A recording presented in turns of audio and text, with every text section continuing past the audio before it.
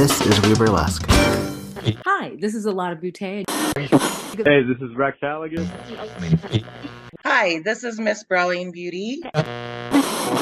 This is Whisper to Corvo, and you are listening to We Burlesque Season 9.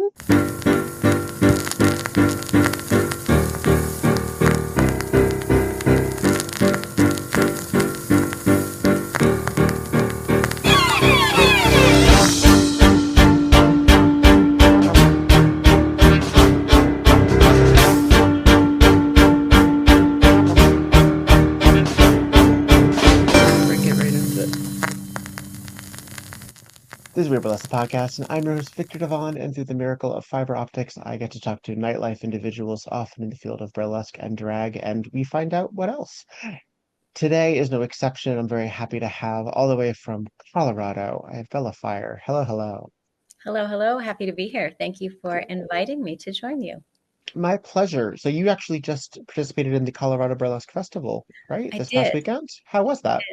It was great. Unfortunately for me, I didn't get to spend as much time there as I normally do. My sister was visiting with her daughter for a national soccer tournament, and I was sending them to the airport on Saturday, and I had performed on Friday night, and then their flight got canceled, and all these crazy things happened. So I didn't get to join the festival on Saturday night the way I had planned, but I heard it was amazing. And there was a slate of fabulous performers all weekend. I enjoy having the festival here in Colorado. I've been able to be a part of it. I feel like every year since 2019 in some capacity. I did my first solo there in 2019, and then I performed in a solo performance as well as a group performance on Friday night, and took a class on Friday as well. So it was a jam-packed, high-energy, fun-filled day. And that's actually, did we meet at CBF? Was that? Yeah, that was 2 to 3 years ago. Yeah. Yeah. And I feel like I asked for your fantastic playlist that you were sharing in the green room. Yeah. I still listen to that, by the way. Good. Yeah, I have a habit of getting places very early and staying there. So if my call is, say, like 2 o'clock, but tech runs till, I don't know, 5, and then the regular call is at 6, I'll just be there all afternoon. I like to have all of my things there. I like to stake claim in the dressing area, depending on what it ends up being. And I don't know. I think some of that has to do with sort of feeling like I just want to situate and then experience folks coming by and being around, and that often usually means that I will play some music. I try to make it at least related to the energy in the room. Fair. No, it was fun. And I did that sort of myself this weekend. I live fairly far away from the venue. Even though I live in Denver, I live almost in Parker, I would say. And so, the joys of traffic like you have in your area. So Mm. after tech, it's very challenging for me to try to drive home and then go back. So I did exactly what you did. I did my tech, and then I stayed, and I sort of claimed a spot, and I surprised the staff. They came upstairs to check the lights, and I was the only one there. And a young man walked in and was like, "Oh my God, I didn't know anybody was here." And so it was funny. I was very quiet. And then I got to, like you said, experience everyone coming in and checking in and Yeah. energy. And there were a few of us that were there early, and we were having a great time, laughing, telling stories, just engaging. Someone was moving to the area, and we were talking about some of the ins and outs of integrating into a new community when you relocate, and Mm. that it can be exciting and challenging at the same time. Navigating the unknown and the community landmines that you don't always know are there. Well, you were dyed in the wool here in Colorado, right? So you've only Yeah. been part of the Colorado scene, um, without having to go in any of the ins and outs of like who's talking to whom and who works with whom. As we've discussed, every scene has sort of their cliques or their niches. Have you been able to float pretty well? You find that Colorado suits you as a scene and industry? I think so. I mean, I didn't have a traditional entrance into burlesque, I would say. A What is lot of the people, traditional entrance, really? well, I feel like a lot of people came into performing um, with a mentor to start with Oh, someone oh. who was really in the Mm, community. And I came in sort of blind. I was in the midst of a truly ugly divorce and sort of lost and trying to figure out what I wanted to do with my life. And I hadn't even actually left. I was still living in the house with my ex, trying to figure out how to exit my existing life. And I have a girlfriend who's about 20 years older than me, and she was concerned, very sweet. I was teaching a lot of fitness classes, and she could tell something was very, very wrong. And she said to me, whatever you got going on here is quite sad, and we're not doing this anymore. And you're going to come to burlesque jazz with me. oh, And so I went to classes with her. I taught a Zumba class from 4:30 to 5:30, and then raced home, changed my clothes, did like the sponge shower, redressed. She picked me up because she took my class as well. So we both ran home and did the same thing. And then we drove to Fort Collins, and I took a group class up there. And um, it was, I would say, more of a social kind of experience as well as a growing experience, and mm. primarily a dance studio, but not necessarily a burlesque academy. And so when I finally ended up doing some solo things, I saw a casting in Colorado Springs. And so I lived in Loveland, took classes in Fort Collins, and then did an audition all the way down in Colorado Springs, which is about 2.5 hours away. So my first performances were very, very far from where I lived. Um, Outside of the dance studio that I was in. And so that was how I got my start. And so I knew no one in that area in the community, and um, basically kind of went to the audition as I'll try it and see what happens. And so my mentor was, my girlfriend who was not a burlesque performer in her 60s going, get out there and launch yourself and do this. What was the instruction like? Was it movement? Was it getting in touch with specific sexuality? What was the thought behind it? Well, I took burlesque jazz and then I did a striptease class, Hmm. and it was very funny when I started because I was like, "Oh, I'll never do XYZ, right? I'll never do the striptease." When I started burlesque jazz, it was like, "I'm only going to do this and it'll be fine." And then I took the striptease class and it was, "Oh, I'm never going to do the performance. I'll never take my clothes off in front of other people." And then it was, "Oh, I'm never going to do floor work because I just don't like that." And then it's all these like I'll never, and I've gone all of those extremes. But the instruction was, um, I would say, very stylized around the style of the person teaching each class. Uh-huh. And some of them had a belly dance background, and some of them had, other dance style background. But it was more about, I would say, the group itself, and also pushing, personal boundaries a little bit. Hmm. Stepping outside of your comfort zone definitely was an emphasis. Learning how to embrace your body was an emphasis. So that was all a very good place to start because the relationship I was in had really taken a toll on my self-confidence. So it was a good place for me to be and to start to grow. As a fitness instructor, you already had a pretty good sense of what your body was capable of. And so you also probably knew how to move without hurting yourself. And that's not a strength that many burlesque people have. We are really rough on bodies. I've seen that many times. um, I would get, I've been a dancer pretty much my whole life. And so I have different dance style experience. And I taught fitness and I still teach fitness and dance classes. And so, yeah, I would say going on like 25 years of dance training. And I did competitive ballroom for a little while, but I refer to Oh, wow. myself as a baby ballroom dancer. And I Okay. probably the hardest thing I've ever done. It's the most technical style of dancing. And my ballroom instructor, um, he and I laugh a lot. He was with me through some of the roughest experiences and times when I was um, leaving and moving out, so we bonded pretty well. And but I always would laugh with him and I would say, like, fix one, break one, because you fix one thing in your ballroom style and you like break something else. And so it's like you figure out the feet and then your head's in the wrong place. And then you figure out your top line and then your feet aren't doing what you want anymore. So that part of like doing something along those lines, I feel like translates really well into movement and burlesque because you can bring that body awareness into being on the stage.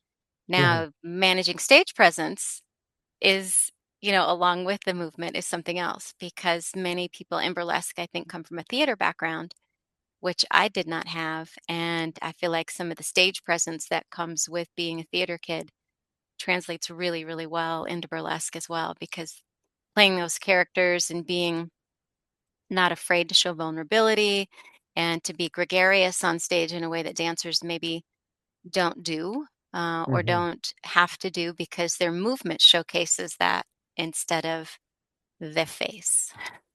Right. Yeah, it is an entirely different discipline, and I usually consider that there's something of a rule of three that a lot of burlesque performers, either at their core, are models, dancers, or actors. And while there are absolutely folks who are multiple disciplines, there's one that either overtakes and or is where they started from in some particular. So, for example, I just had Whisper de Corvo on who started in modeling, so they already had a very good sense in stillness.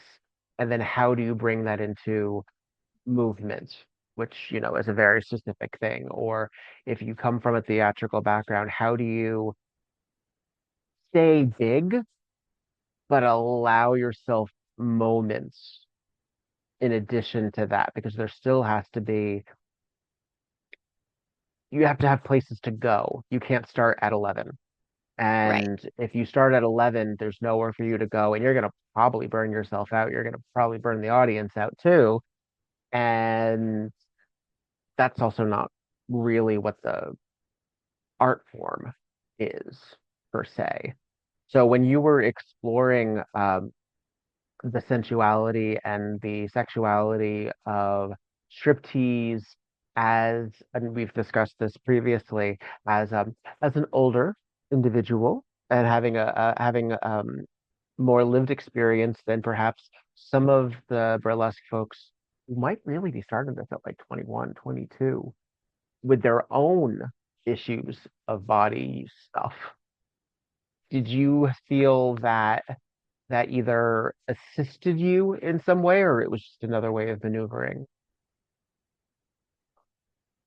I feel like I had quite a bit of emotional baggage to unpack, and that was a barrier for me in the beginning. And I had some really good mentors along the way that I met later on that basically were saying your execution is there, Hmm. but your your vulnerability isn't. Like your performances are always good, but I want to see you really connect. And that was the first, like year and a half of Hmm. diving into solos. And I didn't for a while understand what that really meant, but I Hmm. was also trying to date at the same time. And Okay. then I had some epiphanies where it was like, oh, there was always kind of this arm's length scenario with people that I was exploring letting into my life as well as on the stage, right? You only let people in so far because Hmm. vulnerability is really, really hard because when you're vulnerable, that's when you can get hurt. And when you Hmm. keep that arm's length, right, then it's not as impactful. And that I feel like it was true on the stage as well. I was keeping the audience as well as myself at arm's length with some of my performances because um, letting those emotions in required some homework that I wasn't ready to do yet. And so when I started really unpacking some things, I feel like I had a personal change as well as a change on the stage. And so you have to be willing, I guess, to do the work, right? Both um, on and off the stage to really make strides in whatever your art form is. Mhm. because feeling is a key characteristic of your performances. And if you're not feeling them, then the audience isn't going to either. Well, I mean, yes, if you're in a troupe, there's probably going to be a choreographer or a director, but when you're doing a solo work and you're in charge of your own characterization as a performer, as a burlesque performer, you're not playing a role that was assigned to you. You're not going for a part per se that if you're like Blanche Dubois in Streetcar Named Desire, there's a structure that you want to follow. If you want to get cast in that role, you're probably going to need to follow a certain way, unless it's something really avant-garde about like remixing that character in that show. But as yourself and saying, well, this is who I am as an entertainer and as an artist, because it's both, it's that much more vulnerable because you're telling the audience who you are, or at the very least, who you want them to believe that you are. And Fair. you're making those decisions, not the text, not even necessarily the song per se, because you're usually going song to song. So that's at least the vulnerability also comes in the creation, isn't it? It is, yeah, because um, I mentored a lot of faculty when I was teaching. And so as a new teacher, you come to a classroom with expectations and think you're going to be this or that. And then when you actually get in front of students and you interact with all the personalities, you have to modify some of your expectations because every student needs something different. Mm, And sometimes you have to be a nurturer, sometimes you have to be more stern, sometimes you have to set hard boundaries. And so coming in as an educator and mentoring new faculty as well as students, right? You have certain skills that you bring, and I'm mentoring uh, a new performer right now, and we were just talking about act creation and how every person comes differently to creating a number. And depending on where you are in your life, depending where you are in an emotional journey of some kind, whether it be a high or a low, because it doesn't necessarily have to be a low, right? Sometimes angst is an impetus of creativity, but also joy, right? And mhm, so um, I, I I would say, what's your inspiration, right? And your act development. Is it a song? Is it a character? Is it a moment? Is it a person? Is it an emotion? I think we all come to development of a number in different ways. And that was something that we talked about. Like, there is no one formula or right way or wrong way to develop an act, but you have to be inspired. And I feel like that's a really big part of where an act comes from, because I think we've all been in situations where we've been cast in a show, and oftentimes it's a themed show. mhm. And you're just like, here's your song. This is the song you get. So now create an act around that. That for me, I feel like is the hardest one, because usually it's the song I don't want. And I'm like, I'll take any of them but X. And then they go, here, Bella, here's your song. That one. Um, Well, so those I would yeah. say are the hardest numbers for me to create. But um, I think inspiration comes from so many places, and you Mm, can bring something really beautiful to the stage if you can figure out what the inspiration of the moment is that you need. mm. Do you think you're something of a fire symbolism alone from the name, but do you think that you are something of a smolderer or are you a temptress on stage? How do you approach your characterization usually? I would say that I would have two um, characters that I fall into quite a bit. I do some pinup, Hmm. and so I feel like I have sort of this like cutesy um, 50s inspired vibe that comes with some of the characters, and then usually with an edge, with a smolder. Um, with a little bit of a sexy temptress, but not dangerous. And I'm Mm, working on being more dangerous. That's where I'm headed next. I'm joking. Pistol Holiday and I have worked together a few times on some things, and one of the things that he has said to me is that it would be nice for you to surprise us. Like we know Bella's going to come to the stage polished. We know Bella's going to come prepared and professional, but what we want to be is surprised. Like bring Mm, me a character I haven't seen yet. And I have an act that I've been doing, but I can feel myself slipping back into comfortable when I want to slip into my villain era, and I haven't mm, done that yet. And so that's kind of what I'm working on right now.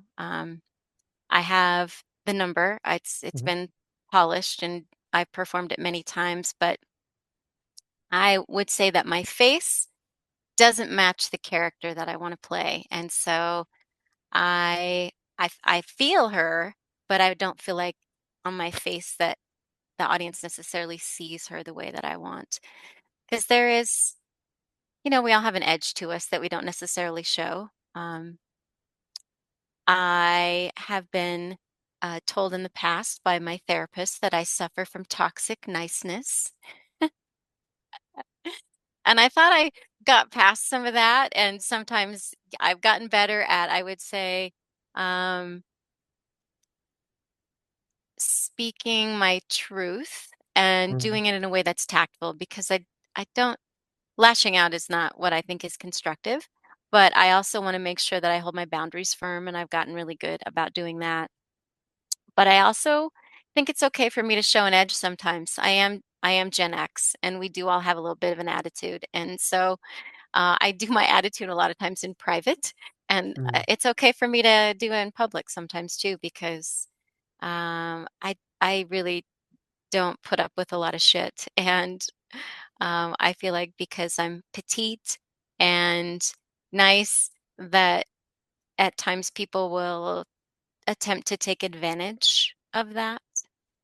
Um, and so I want to show that I can be a badass bitch and tell y'all to fuck off if I want to. Absolutely. Absolutely. Well, then that comes up a lot, as you mentioned, with sort of like the 50s housewife or like the vixen sort of manifestation of like the innocent to the the vixen sort of mentality. Uh, that happens a lot in burlesque acts where we go from one to the other. We start off soft, we start off nostalgic, novelty, and then often it goes into the harder. So that juxtaposition is very frequently utilized in burlesque.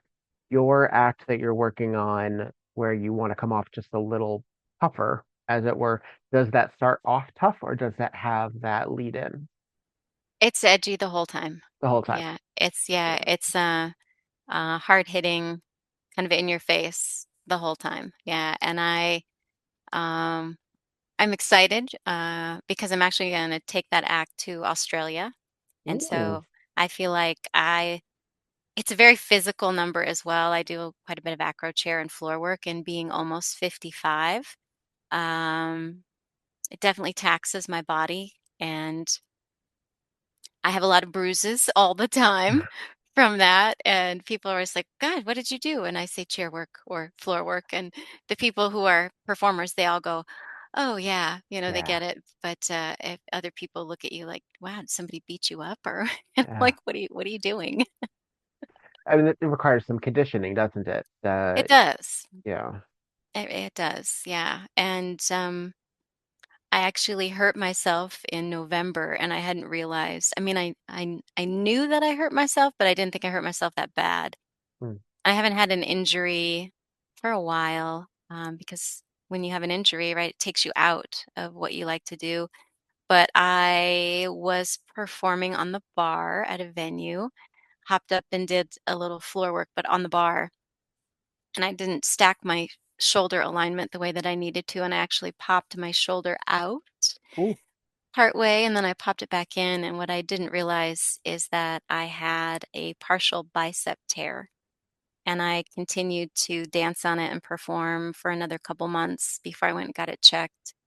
And I have a car accident injury that will plague me for the rest of my life, unfortunately. But I had to go redo an MRI and get all retested and then go back to physical therapy. And I'm finally mostly healed. And so Mhm.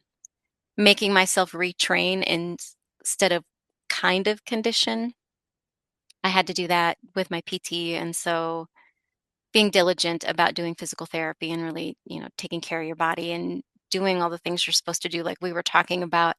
When I first started, I would be in the corner warming up and, doing a little Zumba to get my body all warm before I went on stage. And everybody would look at me like I was crazy because they're, putting on makeup and getting their costumes on, and then they're throwing themselves around the stage. And I'm looking at them like, oh my God, 10 years from now, you're going to be like, I really should have warmed up.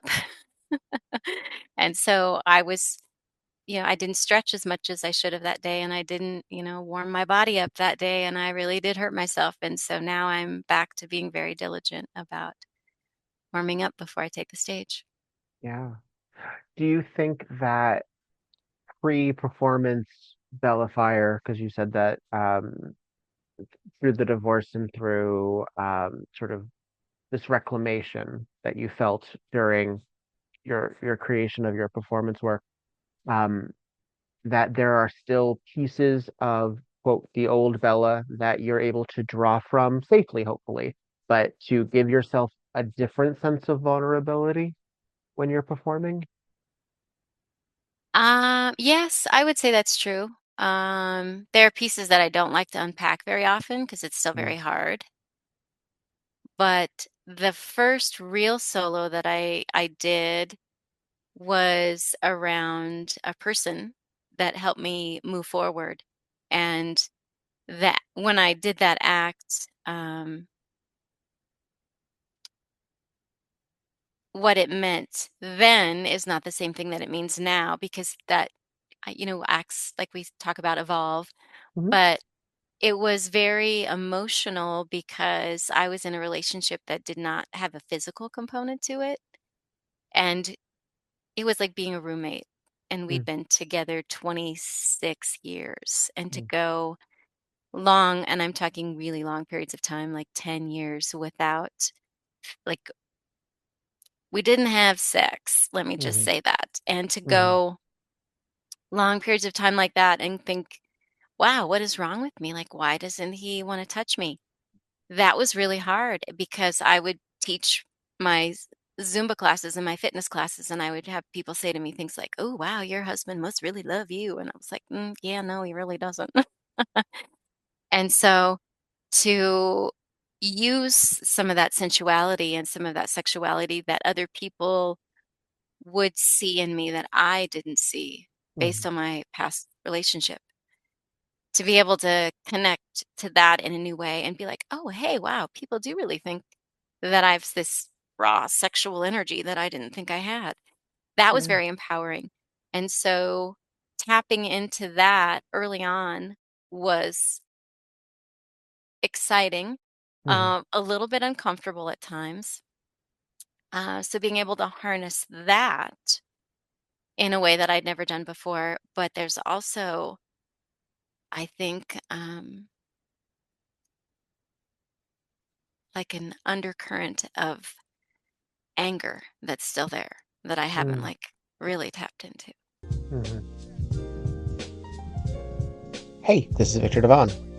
I know it's difficult to strategize how to spend money and where that money should be going, and I thank the folks who have found some way to support financially this podcast.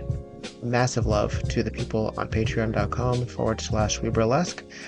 Thank you very much to Courtney Jones, Dottie Rebel, Charlotte Strudel, Paris Stilton, Luna DeLay, Goosey Gander, Roxy Reverie, Faye Havoc, Tiffany Lane, Madam E, iRed, Shimmy LaRue, Curly Bright, Oliver Swisky, Sebastian Crane, Alex Collode, Bo Bridges, and Stormageddon. Love you very, very, very, very much. If you would like to support the podcast, you can go to patreon.com/we burlesque, and I promise you those dollar bills go to servers, to advertising, to actual real costs, including WordPress, GoDaddy, and people who need my money. So thank you very, very much for help supporting the podcast, and thank you for amplifying the voices of those upon it. Love you very much.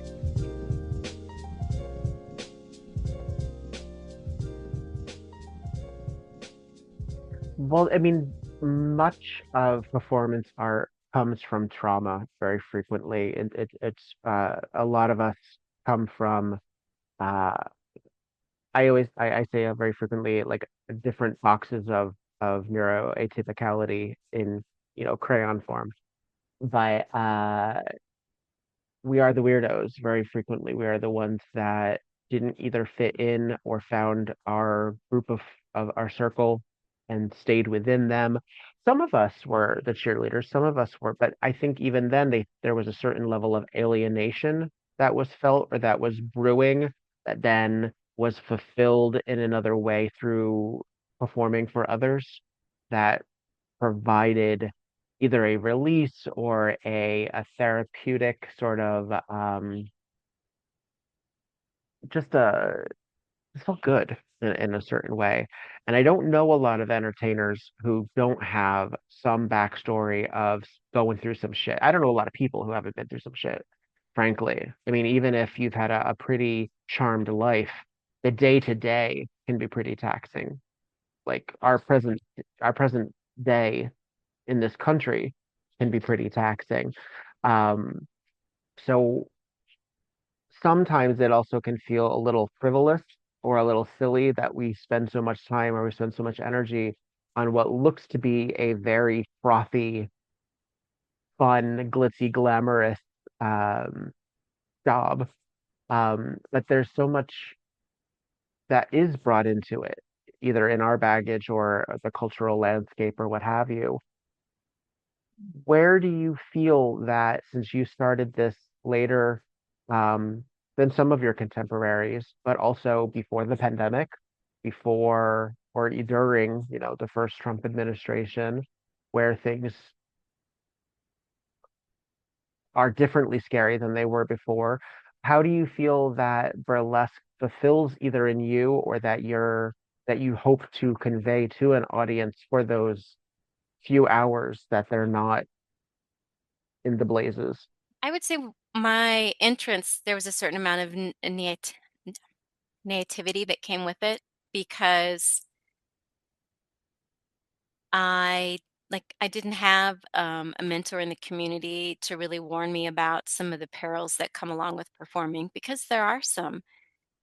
The one thing that I was super cautious about was I was still working full time in higher ed, and I had to sign a moral turpitude clause when I took a job, and I left living in Loveland and moved to Denver and took on a department chair role, which left me a little bit more vulnerable because I had a teaching contract. So as a faculty member, we would sign contracts, and I felt like I had a certain amount of protection.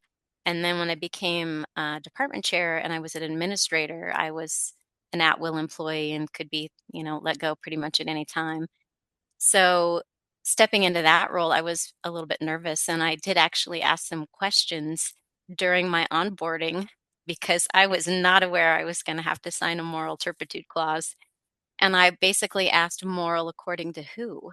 And the attorney that was giving the presentation said, we really try to stay away from that. So unless you're doing something that is illegal or dangerous, we wouldn't touch that.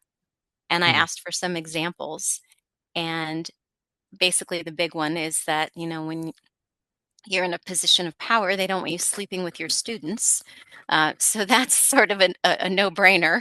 It is college level, so that pretty much turns into as long as the student isn't in your class anymore, then relationships are frowned upon, but not necessarily a fireable offense. Um, so the fun part about that, which was really interesting to me, is I was sort of exploring what kind of relationship styles I wanted to have at the same time. And was monogamy it? Was I going to try to dabble in some other communities? So I did. I explored um, some of the kink community here in Denver, and I looked into some other lifestyle groups. I'm a little bit of a germaphobe, so some of that was really hard for me. And I have some wild stories around that. That's a whole separate podcast. But I would see people that were faculty and or administrators at other institutions at some of these events. And the fact that we all just signed this moral turpitude clause kind of made me giggle because it was back to, again, moral according to who. And that I feel like plays into some of the challenges we have in the burlesque community because people pass judgment on who they think you are as a human because you do burlesque. Hmm. I've had women say some really horrible things to me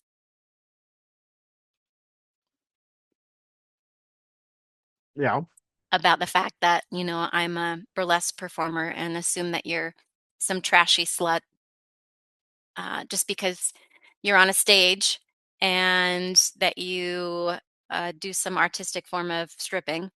Yeah. I had actually never been in a strip club in my entire life. And so there are people that assume that you work a club as well as work the stage. And I think that judgment is irrelevant because it says more about them than it does us as artists. And then also trying to date at the same time I was performing was very challenging because initially men would be like, "Oh, you do what? Oh," and they'd be all excited. And then they would never either come to a show or they would find out how much I was working and how often I was performing. And then they get pissed because I wouldn't drop everything to go do whatever event they wanted to do because they waited until Wednesday night to see if I was busy that weekend. And I would have to say, yeah, sorry, I'm booked for like the next month. Yeah. And I told you when I was available and you chose not to make time for me. So now I don't have time for you. And that was all very interesting in terms of navigating that. But I think some of the scariest parts now are I didn't feel like I was going to get arrested or beaten up or um, I didn't feel like I was being watched early on in a way that I feel like some of that, it feels like that's more realistic now that people are being targeted in a way that in the first administration, I mean, I feel like we were all uncomfortable and it was sort of scary, but now it's more than scary. It's terrifying to see what's happening in places and in communities and Hmm. that um rather than banding together in a way that I think will make us all stronger, we still have some of these small struggles within our community that are not as important as standing up for each other in the places and spaces and for the right reasons now. So that I think is something that's shifted for me and watching like pre-pandemic to now is, the competition for being on stages and being in places while it still happened and it was normal behavior and is competitive in a way that I don't think necessarily needed to be. I mean, obviously we all want to get paid, we all want to have a job, we all are battling to be seen in different ways because we're trying to make money and survive. Hmm. um, I feel like there was maybe more of that first Trump administration in a way that maybe didn't need to be there, but it was there because people were fighting to be seen. And then now I feel like people are fighting to be seen in a whole different way. And it has to do with more basic survival than it does with performance survival. Hmm. Yeah, I see that. I think we alternate from being like on edge to um I think it's sometimes also where like the gatekeeping comes from or the pushing out on occasion because we feel so much impermanence in the rest of the world that if this is ours, then we want to be in control of the clay. And if there are irritants or if there are bubbles in that clay, then we're not going to tolerate it because that's ours. And that belongs to us. And the problem is that we're obviously not the only hands on that clay. to push that metaphor to its extent. But the and we're sort of our own unreliable narrators very frequently as well, because we are a responsive media in addition to a um whatever the opposite of responsive is. Because yeah, we there certainly is an offense. Like we are certainly at the we create and we make and we do all these things um on our own terms as best as we can, but also since so much of our art and our entertainment is reflective of the times, even or our own trauma or the political landscape, or if we're fighting against racism, fat phobia, homophobia, ageism, any of these things, any of the status quo, we're also fighting against laws that are being put upon our bodies or being stripped from us, or watching our friends panic and not feel comfortable leaving their homes. We have people being kidnapped on the streets. Like it's a fucking scary time. And so I think that what very frequently happens is we go into full offensive mode or defensive mode. And I don't have a judgment really on that, other than I think we need to be aware of it and to analyze why we feel certain the way we do. Um, because again, I don't think, as long as we don't have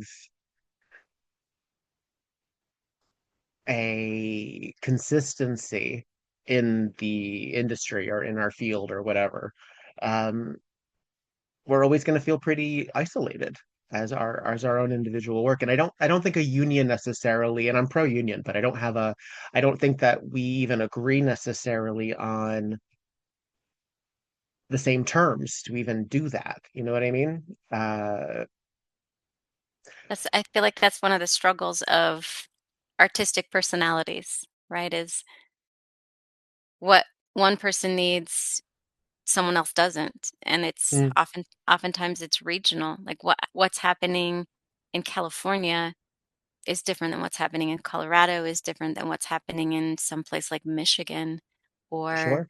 Nebraska. Um, And so, even statewide, it's different in pieces of states as well. oh yeah, definitely. Yeah.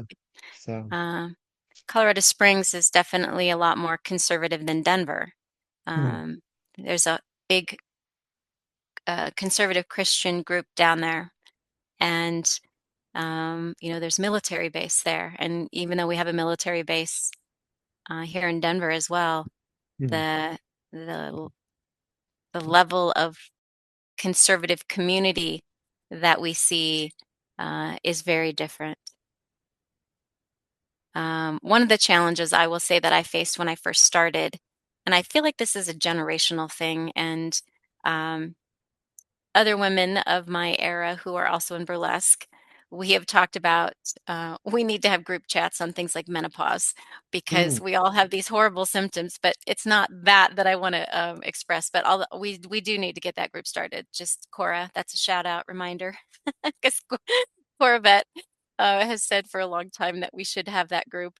But mm, one of the things from our era that I think can be really challenging for people coming into the industry later in life that I've experienced in when I've done runway work, when I started burlesque, when I changed jobs and went in education, is that we weren't taught to be collaborative as young women because when we were entering spaces, like for example, my background is math, I was one of three women in an engineering program at a college. And there were not places and spaces for all of us, even during that time. And so battling the status quo and the patriarchy has been something I've dealt with my entire life as a female in the industry, and especially a female in math and science roles. Um,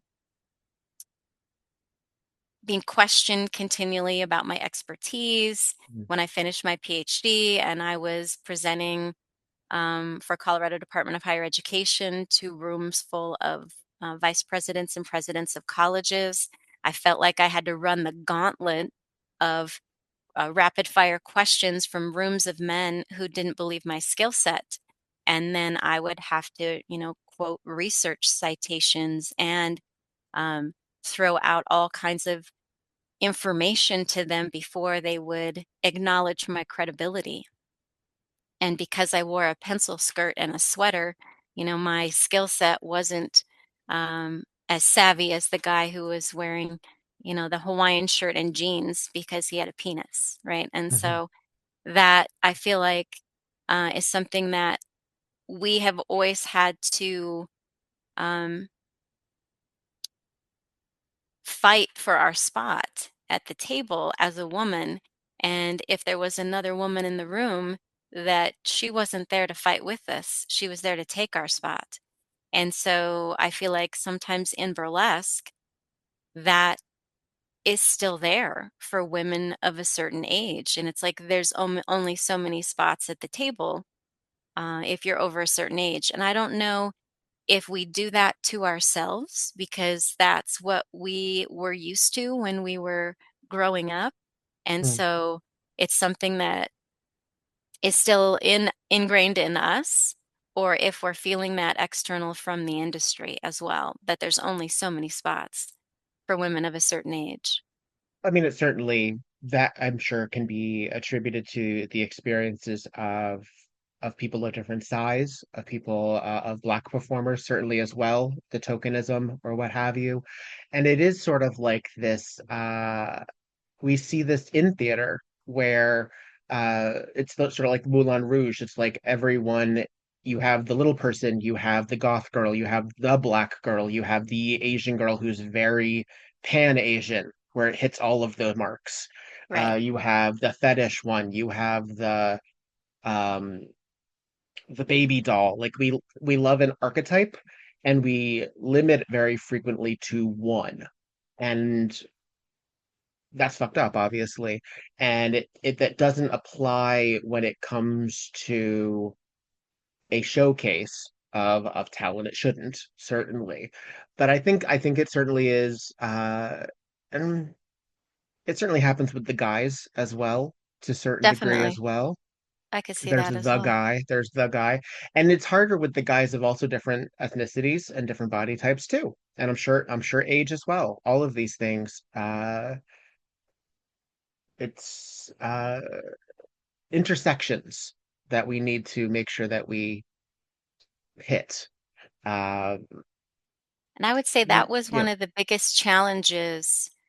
And it wasn't necessarily just about stage opportunities, it was about joining a new group, right? And integrating into a new space, right? Whether it was somewhere here in Denver or somewhere in the Springs. Um, it was just very like navigating the personalities as you come in. And feeling as if you belong or if you're welcomed because you're all within a certain age bracket. And Hmm.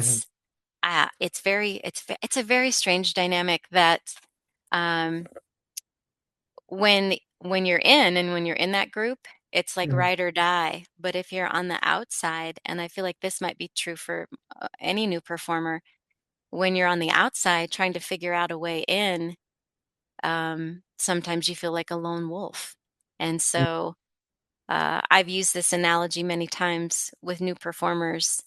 Um, when I figured out it's more about, for me anyway, bringing professionalism, right? And I'm here to work. If I make some friends along the way, that's even better. But I need to show up prepared, professional. That's what's going to get me rehired. I need to bring it when I come. And is every performance going to be perfect? No. We all have our great nights and we all have our good nights. And then occasionally we all have a really, really shitty night. and, um, but it's concentric circles, right? Yeah. Sometimes you're on the very inside and then sometimes you're on the outside. And part of that may have to do with proximity of where you live. Part of that may have to do with personalities. Part of that may have to do with how long people have known each other. Hmm. And I've learned not to take it personal. Sometimes it feels personal, but it's more about me projecting that than them projecting that. So I've figured out that um, we have to figure out who our people are, right? And Mhm. it's like you were talking about when you're coming in being a theater person or you're coming in from stage experience. I feel like we all have some history and baggage that we bring with us. And so learning how to navigate our own issues and open up to people so that you can make those new friends really goes a long way. Yeah, and also like everything that happens off stage as well in your own personal life will adjust your priorities at any given time as well. And you don't necessarily know how somebody else is going to respond. I am of the mind that every show producer certainly has the, for lack of a better word, right, to produce whatever show is their vision or what they want. But I also believe that Absolutely. it is bad for business to not look beyond one's personal interests and personal attraction and personal um, fulfillment because you're not performing for yourself. You're not the client. Your audience is the client. So if you want your audience to spend money to have a reason to go out, and it's harder and harder to get people to want to go out. I get it. Absolutely. It's really, I mean, we talked about this before we got started, like the if I'm having a particularly sinusy kind of day, which I happen to be having as the time of this recording, I just want to cocoon up. So if I had a show that was soliciting for me to come out tonight, I'm sorry, you're probably not going to win. Not tonight. But and I don't know if you feel this way, but when I can't do that, I feel kind of shitty that I'm not a good audience member at times as well, that I'm also part of the problem, so to speak, because I don't go to everything. So how can I ask everybody else to be? And I know that I'm the entertainer, so I have my own, like we shouldn't just be performing for ourselves or for each other, but my own FOMO and humanity and a failure at being perfect 100% at all times sometimes gets in my own way as well. And I sort of feel like, oh, well, how can I ask others to do that if I can't even get myself to do it? I'm like, well, because I'm not that person. I don't know. Well, and I think as entertainers, we expend a lot of social and emotional energy because you put Mm, that persona on, when you leave the house a lot of times. hmm And so I always thought of myself as an extrovert, but now I'm figuring out the older I get, maybe I'm an extroverted introvert because I do really like my quiet time and I crave more of that than I used to. Um, and so when we have the opportunity to recharge our batteries, that's a super healthy thing to to let ourselves do, to give our space and allow to give ourselves the space hmm and allow ourselves the opportunity to figure out what we need because we do expend so much social and emotional energy when we're out and about and engaging.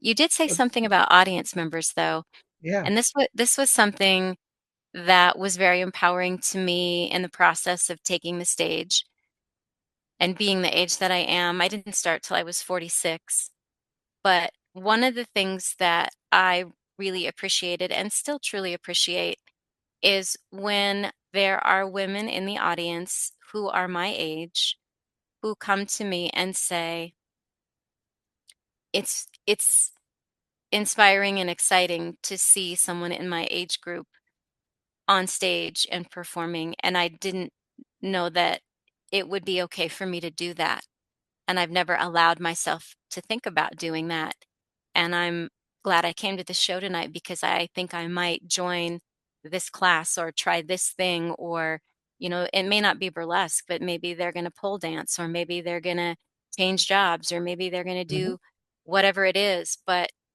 they're giving themselves permission because they saw someone else who was in their age bracket, who they identify, who they look like. And I think when we're talking about casting and we're talking about audience members, it's very important for people in the audience to be able to see themselves on stage.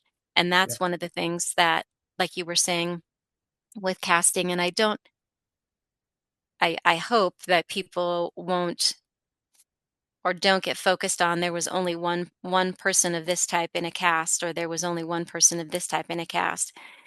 I don't think that necessarily producers are doing that as tokenism, but they're doing it as representation, Mhm. and they're doing it because they want that audience member to see that individual on stage to represent and champion and be a person to inspire and encourage others. And that's hopefully, how we see each other in the community as Mhm. well.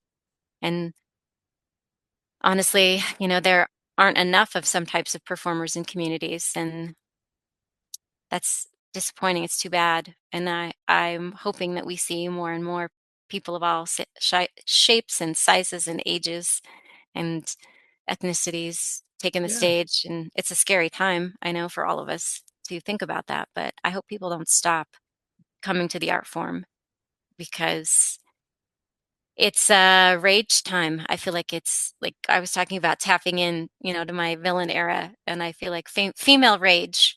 It Mm. should be it should be a theme right now, as well as many other types of rage. But what I'm resonating with personally is female rage, because of some of the laws and the issues and the um. So that's one of the acts that I'm thinking about working on that I haven't done before, and maybe it's time to do one of those.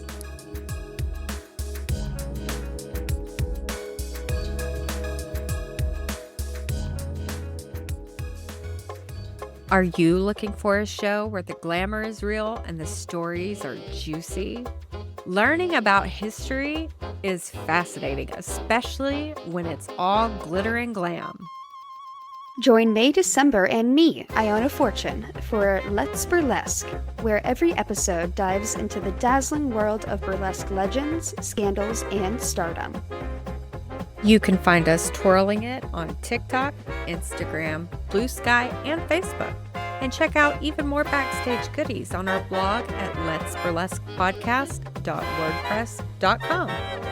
Because talking about burlesque history keeps the tassels spinning. You can find Let's Burlesque Podcast wherever you like to listen to your podcasts. Papa Pasty.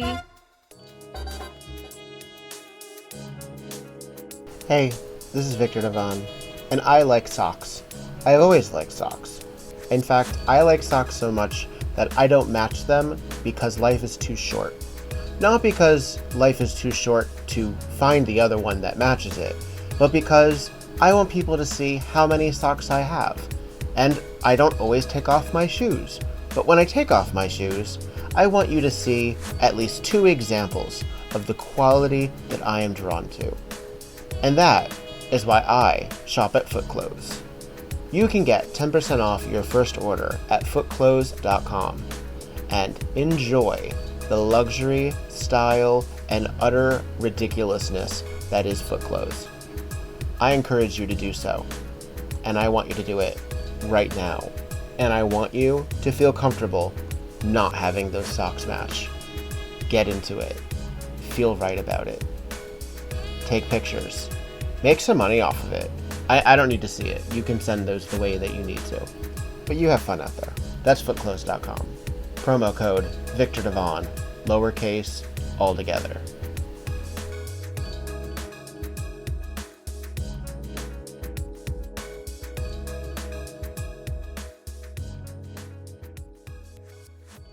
Well, you mentioned your Generation X, and I fall just shy of that, but my older siblings are Generation X, and my husband is also Generation X. We're just on the cusp. I was born in 1983, so my I guess I'm a millennial with a Z exponent. There's like depending on what chart you're looking at. But Right. I grew up with a lot of older influences and a lot of feminine older influences. And sometimes I think that was also partially because my mother died when I was very young, but my father remarried very quickly. So there was a certain impermanence and yet uh consistency in my feminine representation. All of the As a gay man, very frequently we are drawn to the divas. We're drawn to the tough broads, and I certainly have that. And you as Generation X also had like the Riot Girl influence, as well as your Deborah Harrys, your Pat Benetars, your L7, Susie and the Banshees, up through grunge and Courtney Love and all of that. When you were growing up and you were feeling like this formative dancer, entertainer, sort of rising in you, because you said you danced for so long as well. Did you have these icons that you looked up to, that you see in yourself now, that you finally are standing alongside to some degree, or did you go in a different direction? I have some really funny influences or interesting influences, maybe. We lived in a super small community when I was a kid. We lived in a mountain community in Granby, and it's a ski town. It's like a ski area. Winter Park is up there, and there were very few people there in the early 70s when we lived there. And so the music that would come in was because my dad worked at the Rexall drugstore. He was the pharmacist there, and he would bring music in, and everything was a cassette. And so then he would open up some of the cassettes and play music, or we'd go to Denver occasionally, and then you get a new radio station on the drive to Denver. And so a lot of the music that I listened to early on in my childhood was influenced by my grandparents and then also my mother. But I always loved musicals, and I still have the records of South Pacific and Oklahoma somewhere Mm, in a hope chest. But the very, very first artist who I really resonated with, that I have no idea where and when I first heard this artist, was Donna Summer. mm. And I'm actually using in one of my numbers, I have Love to Love You Baby is a mashup, but I use No Doubt version of that. It's a great But cover. It's a great cover. yeah, great cover. But I remember having the poster on my wall of Donna Summer, and my parents being mortified that I was playing like Love to Love You Baby on my record player at, I don't know, 7. And then for whatever reason, the Blues Brothers, I made my dad take me to that movie when I was in elementary school, and I think I was the only small child in the movie theater, um, running up to the front and dancing, "Bend over, let me see you shake your tail feather." And Rocky Horror. I went to Rocky Horror when I was still in. I think I may have been 6th grade, and Michael Jackson was another one. So those were all very interesting, like young influences. Mm, But as I hit high school era, I went the alt route and hard rock at the same time. So definitely Pat Benatar, Joan Jett, those hard hitting, kind of angry vibe women. mm. But then also, Assertive. yeah, Assertive. a very assertive. Yes, incredibly assertive, direct. It was like the fuck around and find out females. Yeah. And then U2 was a really strong influence Mm, for me, as well as modern English and Yaz were some of the other ones. And I think that was probably because there was some angst, teen angst, some struggles of, yeah, dad divorced, remarried, all of those kinds of emotional things that you're going through, navigating, like you were saying, um, feeling a little on the outside at times and not knowing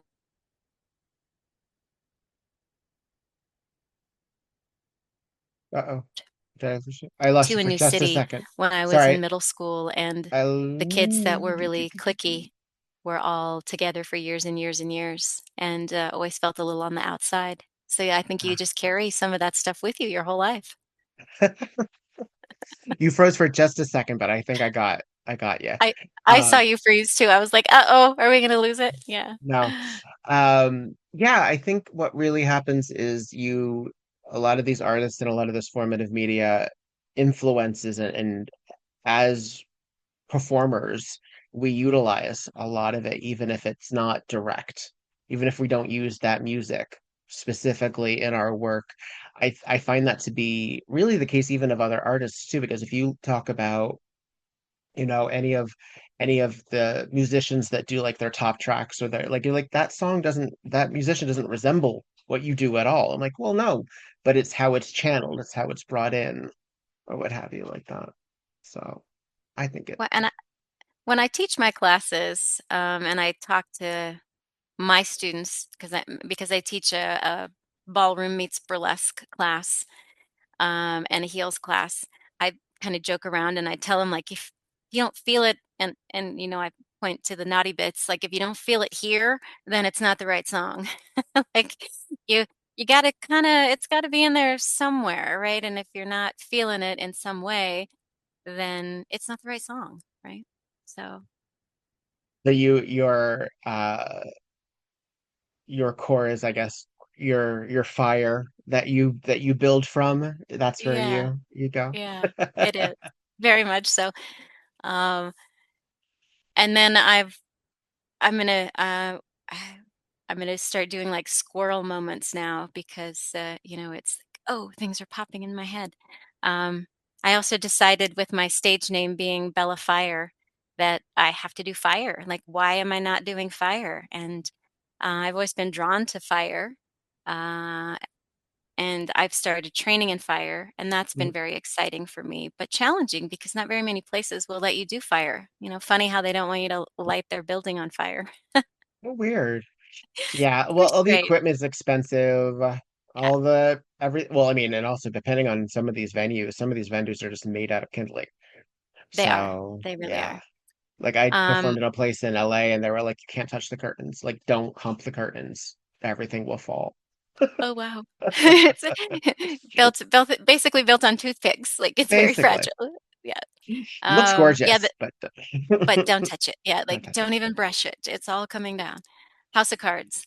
But yeah, insurance. That's the other thing that I never thought about as a performer. Getting personal liability insurance as well as with fire performing their specialty insurance. And you have to make enough money to pay those off and back and deciding like what's in your budget. And to a certain degree, I'm lucky because I have a little bit of retirement that I can live off of. Mm, But it doesn't pay all the bills. So mhm. performing assists with that. But balancing the gigs, right? The expense of traveling somewhere with what they pay. And then, like, the whole festival thing just blew my mind that when I first started performing and I had a full time job, festivals were way easier to go to and a lot of fun. And now that I don't have a full time job anymore, budgeting to go to those and figuring out the balance of what exposure and visibility dividends pay off to get you booked and busy in other cities and how much you earn when you travel there. Um, it's a lot to think about. The business of burlesque, it's a whole nother complicated dynamic navigation because a hobbyist performer with a full-time job is not the same thing as gig life. And gig life is a hard life. Well, It's you also exhausting. you have to decide what you want out of it too, because depending on, are you going to those festivals for community? Are you going there to then also perform in those locations? Are you going there just to show off who you are as an entertainer to other people? Which is, I mean, I don't think that's not valid. I think that's perfectly valid. Um, And I I don't feel think like those are, I feel like doing all of those things at a yeah, festival is really important because they all have different benefits, right? Yeah. we're all chasing that sort of acceptance, aren't we? From other Oh yeah. performers and other colleagues too. We want, Oh, well, because when we walk off stage, we want to have the applause continue. So how we get that and how that manifests is other performers going, great job, or I know this place that would really love your work. You should look into them. Like we are constantly chasing that as well. Um, yeah.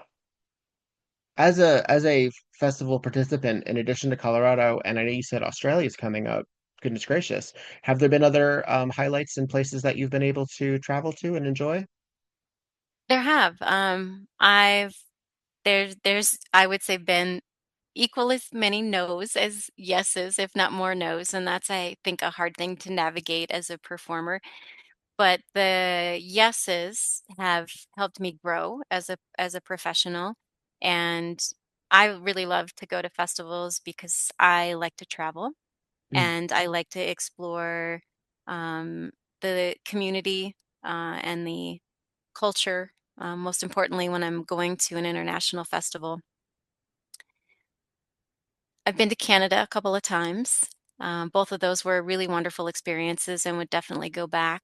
Uh, Saskatoon was my very first international festival, and that was um, challenging to get to. It was in October, and so it's a whole nother season, right, in Canada in October. But they were all traveling with long guns, and it was hunting season, and I'm traveling with a pair of fans so that I can go and take some classes, and getting through security with fans was just really funny. Mm. So that, but that first international experience was great. I did that pre-COVID, and then Kootenay was a wonderful, beautiful festival. Getting to spend time with Mama Beaver was a wonderful thing, and Vesper Valentine runs an incredible festival, and she makes sure that the entire experience is dynamic and silly and everybody's bonding and having a great time, and that was really warm and wonderful. um Ibiza was a bit of an interesting festival. Huh. The performance space was challenging because it was outdoor and I was doing silk fans and so outside with fans was a little challenging. Was it But breezy? it was a tad breezy, just a tad, yeah, and luckily it died for a little while momentarily, so I could at least get, a few things in that were supposed to go how they were supposed to go. And, um, I'm headed to Toronto as well. The ex expenses of traveling, is the balance because just because you get into everything doesn't mean you can go to everything. And that's one Yeah. of the things I've learned is that I want to go. Like if I get in, I want to go. And sometimes I apply and don't balance my budget very well. And then it can be disappointing, or I don't time things correctly. And there's been a couple that I've gotten into that I've had to say no to. Sometimes festivals are very gracious and will allow you to defer a year, and other times they say, gee, I'm sorry you can't make it, but reapply next year, which is fair as well. So, um, the one I would say feels like the one that got away. I was super excited to get into New Zealand, and that happened in 2020. And I Mm. was getting ready to book all of my travel arrangements. And for some reason, I stopped myself. I was with my family at a ski area for spring break. And I thought, I'm just going to wait until I get home to do this. And that was when the world shut down. Mhm. And unfortunately, that festival never recovered. There are new ones that are popping up in New Zealand now, which is great to see.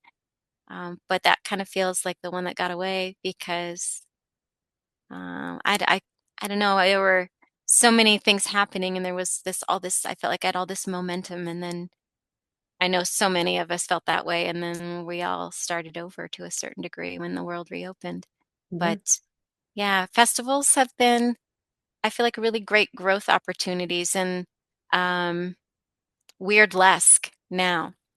If you've never done Weirdlesque, I do have to send some props to that festival as well because it hits so many performers that maybe feel like they don't fit in other festivals. And so Mhm. seeing more of those kind of festivals, I think is really fun because it's new and different and very nuanced in terms of there's a fetish show, there's I don't know what the hell this is show, but I am here for it. And then there's also a competition, so it's kind of got a little something for everybody. And I also love that not every festival is a competition, that getting into it is the competition, and then the rest Right. of it is just the joy of the festival. Yeah. Are you a competitive person? Yes and no. I mean, I like to push myself to do the best that I can, Hmm. and I feel like I'm competitive in that way. And I like to push myself to step outside of my comfort zone. Hmm. So I feel like that part of it's really fun. Um, I feel like it's hard for me to push myself to want to compete in some of the festivals. Hmm.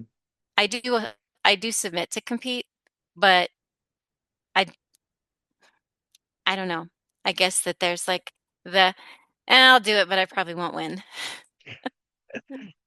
Well, I mean, a lot of times it's so diverse that a lot of the competitions, I feel that the most successful ones, usually because as an audience member, it can't just be the high of who gets to win. It also has to be, entertainment. Uh, it still has to be a solid show in and of itself. But to that end, usually that means if that show is going to be that exciting, all the acts are very, very different. And then that makes the judges' decisions very difficult, certainly. And then it makes you as an entertainer potentially go, well, how do you possibly go? Well, they obviously they're going to get it because they have this great costume, or they can do the splits, or they can do this, or I mean, I don't know. But people can surprise you. I mean, I couldn't win shit on the East Coast, and when I came to the West Coast, I won in a terry cloth robe holding a laptop from 2002, and that was never promised to me. Um, I'm very happy Was for it, and I see that crown. I remember who the fuck I am. But would I understand if somebody in a fully glam look was like, "Well, what the fuck?" Yeah, I could get that. Am I mad at it? No, I because love that. I've lost to plenty of glam dresses. I certainly have. I certainly have. Yeah, yeah. I certainly have. And I mean it's so subjective, right? Yeah, it And really is. it's I cuz I do pinup contests as well, and um I feel like I always feel better about any kind of competition when I walk in with absolutely zero expectation. Mm, And it's all about being in the moment, hmm. um,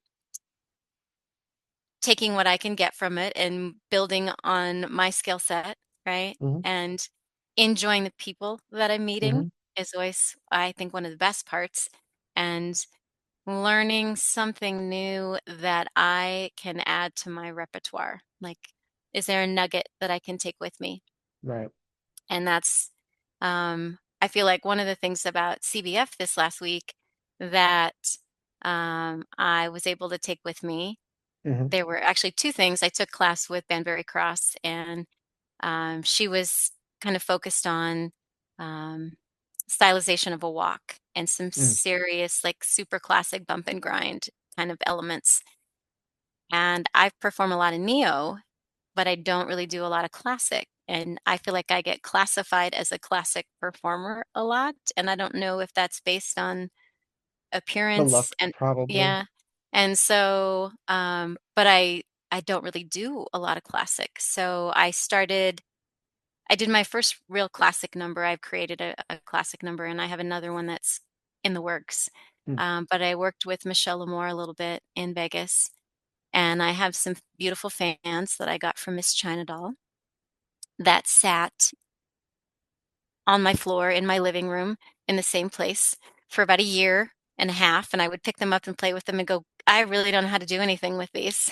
So I worked with Queen Kwan a little bit, and then I went and did some privates with Michelle. And so, um, just really thinking about adding things to my repertoire. And then this nugget that Banbury Cross had was about just this specific movement. And Pistol and I have talked about this in some training that he's done with Lily von Strupp. And it's like, where's the sex? Where's the, like, you're a stripper. Like, where's the sex? Like, bring the sex out. And even though it's a classic number, um, it doesn't have to be like, oh my God, I'm so pretty the whole time, right? It's like, where's the sex?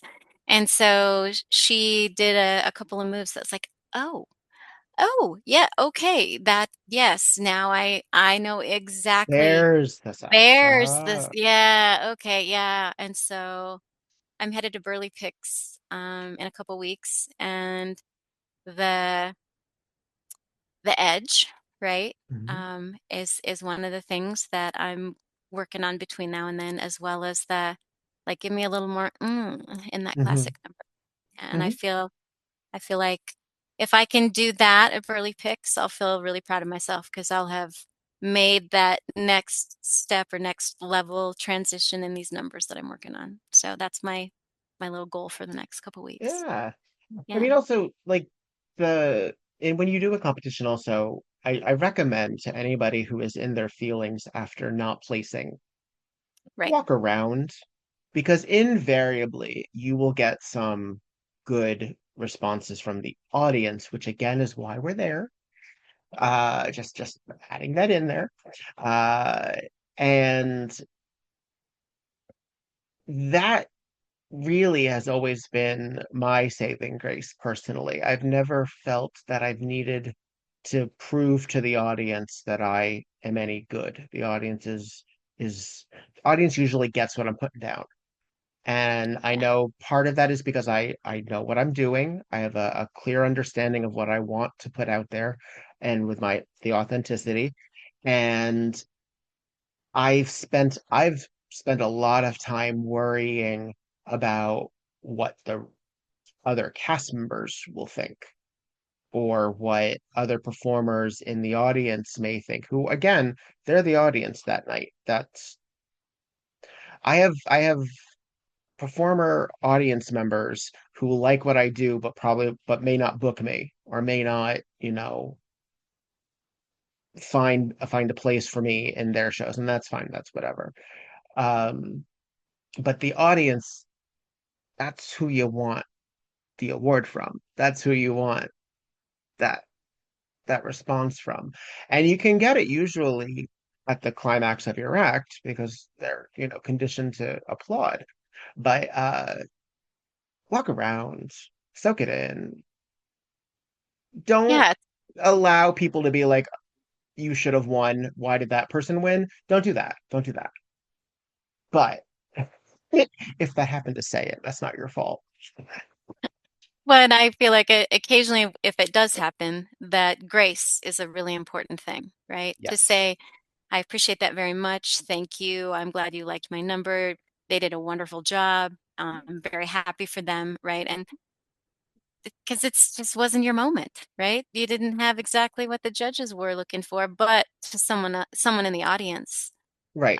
you did have a moment for them, and that's Right. as equally valid and important. And I appreciate that you say that, because I think sometimes when we don't possibly get the recognition that we wanted or hoped we were going to receive, like, Hmm. we'll hide, like, you'll hide from it. But it's like, no, you were on that stage and you were competing, and embrace all of that glory. And you only get 4 minutes on stage, but you can Yeah. have another 10 minutes with the audience after the show. Like, go take those photos and, you Yeah. know, yeah, Yeah, I mean, enjoy again, you are enjoy it. you are that person for somebody, aren't you? Like that ties it back to Yeah, what you were saying before about if yeah, that person in the audience sees themselves, very frequently that person will then find you because they they want will. to share with you. And I know that every once in a while, burlesque performers get in our feelings about like the words brave or the implied patronizing aspect of you looked like you were having so much fun out there sort of behavior that some audiences can provide, particularly if we are fat performers get this a lot. We'll get a lot of you're so brave up there. Pay attention who's saying it, because if that person kind of looks like you, they're seeing themselves in you. If that person doesn't look like you, they still might be coming from a perspective of that's still how they see themselves. And you never know where somebody else's what's that word? where you don't see things as they are. I want to say anthropomorphization, but no, that's not it. Well, I Uh, think what you're getting at is body dysmorphia because Dysmorphia. That's what there's I'm thinking of. so there's so many women and I that I know Hmm. from teaching fitness, but it's Sure. not just women. It's pretty much every human Mm. has some issue with their body in some way, right? They don't like their nose, they don't like their shoulders, they don't think their boobs are big enough, their butt is too big. They were a much bigger size before Mhm. and now they're not, and then they still see themselves in that much bigger size. And I've had friends battle really horrific eating disorders and end up hospitalized for reasons like that. And yeah, so, having someone, like you're saying, come to you and talk about bravery, and maybe they look a whole different size and maybe a lot trimmer, but that doesn't mean that they don't see the previous version of themselves in the mirror Right. every day. And Yeah. you don't know why they lost that weight. That weight could Right. also have been something that they did not intend on losing as well.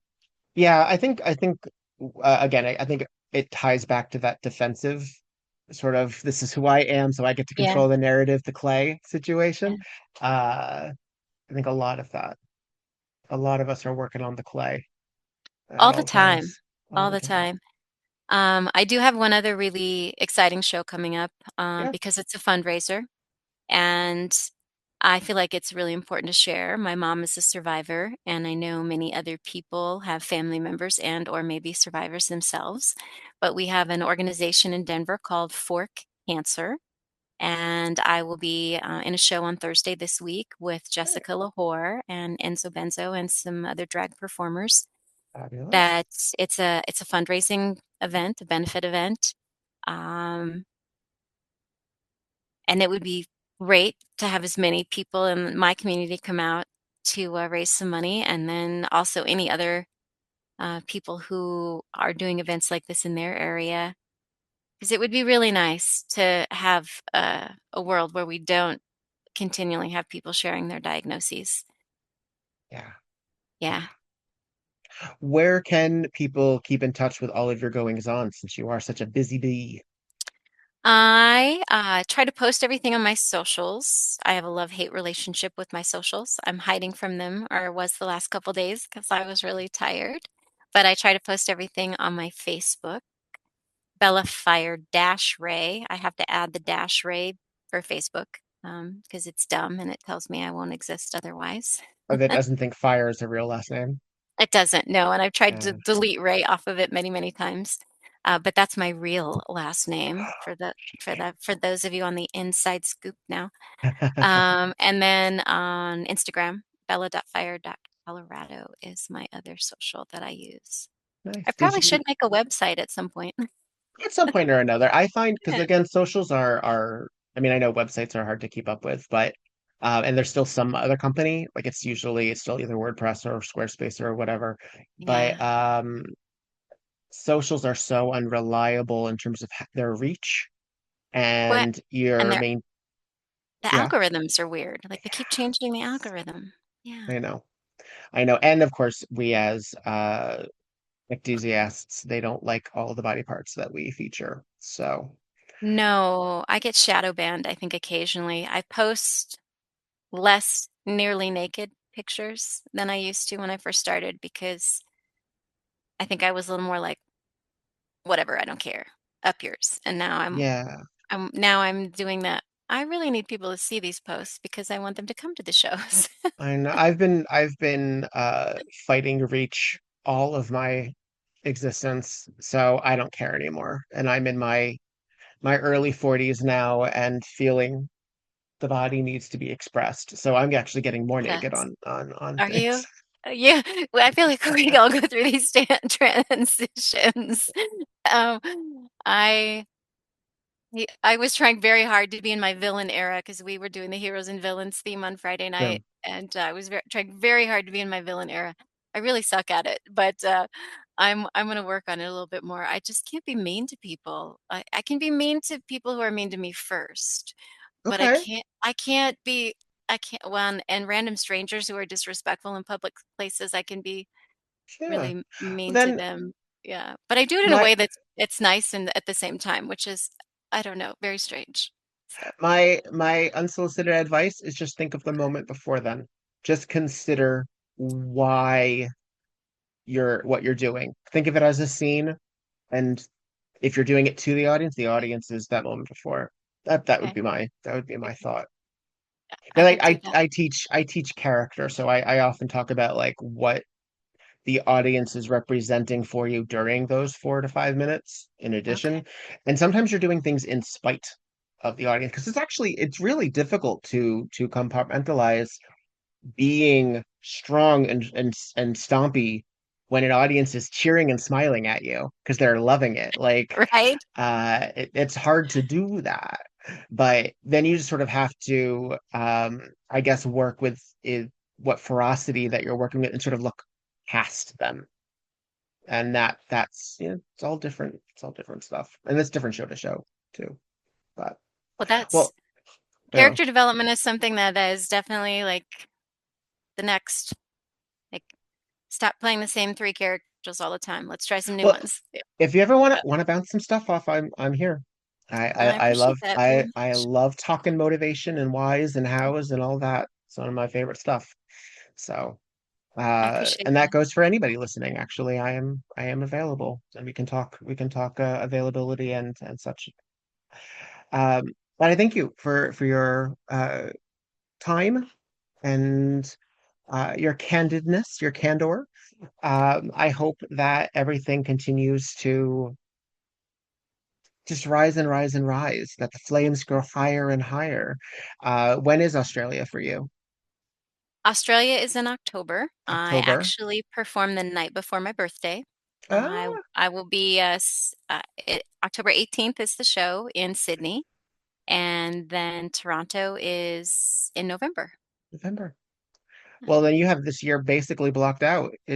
I can't believe it's almost August already.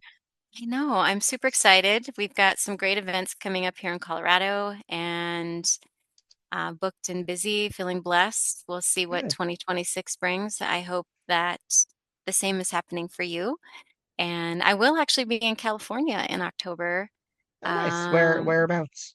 I'm going to be in San Diego. Okay, it's a little bit Um, further down, but that's not bad at yeah, all. Yeah, I have not made the trek to LA yet, and that's on the bucket list to try to do in 2026 and nice. do something out that way. I haven't made it there yet. Besides Hollywood, I Sure. did come for Hollywood, and that was great. And I had a whole plan to come back, and then life got crazy and busy, and Invariably.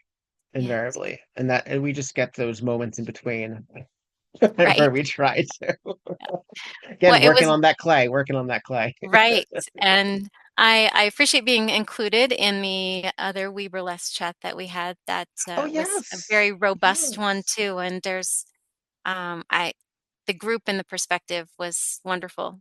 Just to Yeah, hear other that was people. the We View. Gotta get back that back going. It's like herding cats, so it's Yeah, difficult to coordinate. But there will be another. But I will link in the footnotes that conversation that you were a part of there. Yeah, yeah, yeah. But I thank you, Bella, and I hope that you continue to thrive, however that manifests, and thank that you. we get to share a stage again sometime soon. I would love that very much, Yeah. and I appreciate the invitation and your time as well. Thank you very much. Folks, thanks for listening. Again, the footnotes are the ways to keep in touch with Bella Fire, as well as anything else going on the We Burlesque Podcast Network. If you want to throw some dollar bills, you can go to patreon.com/We Burlesque, and you'll get some exclusives there, and be good to each other. That's my send off for today. So thank you. Mwah. Hooray! That's it. Yay!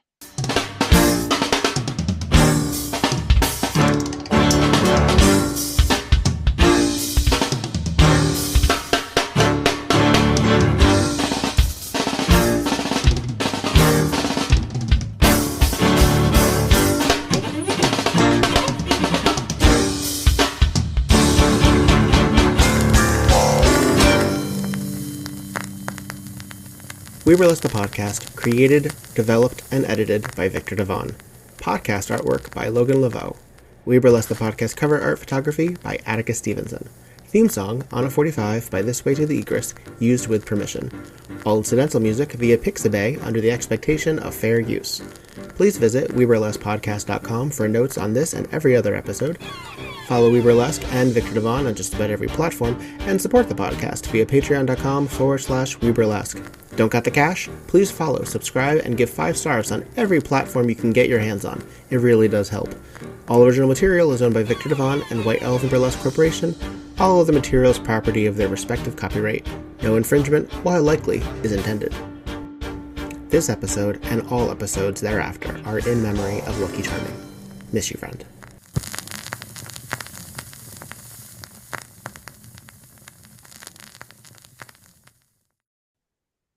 And that's it. Woohoo! Tonight on Murder, She Wrote. Hooray! Hey. Yeah. It's kind of Piper Laurie and Brenda Vaccaro at A Love Child. Thank goodness. I want to know These her. nails. Yeah, where's her series? That's what She's I want. fabulous. The son is Joaquin Phoenix. I know, isn't that nuts? And he is an ugly little kid. I'm sorry. We're just like, hey, remember when this guy was in this obscure Broadway show in 1976? Right? Look at him in those tight pants. Yum. Well, because there's not But a we lot do really get- going on. It's Yeah. supposed I mean, unless you're listening to the dialogue, which frankly, audience at home, you can do without us. We're just Yeah, do learning your own about work, some of these damn it. backstory. But Right. Boswell put her up to it. Yeah. And then Trish had to be killed because she realized that Boswell didn't have her interests at heart because Teddy was the inheritor. Yeah. Playing her like a fiddle. Oswell knew it, and Trish just gulped it down like one of those martinis. And then tossed it onto the lawn. And then lost her head. Poor Trish. Trish loses her head. This is Viktor Devon. And this is Petra Fried And this is Tonight on Murder, She Wrote.